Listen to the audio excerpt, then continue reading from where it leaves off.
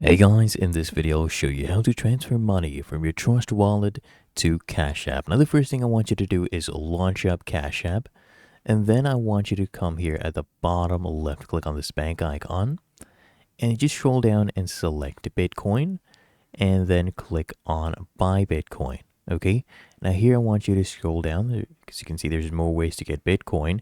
You can deposit Bitcoin. So come here, click on Deposit Bitcoin. It'll give you your Bitcoin address. And then what I want you to do is take that address, copy it. I want you to launch up Trust Wallet and then come here, tap on Swap, choose your token. In this case, it is Bitcoin. Choose Bitcoin. And then I want you to click on Send.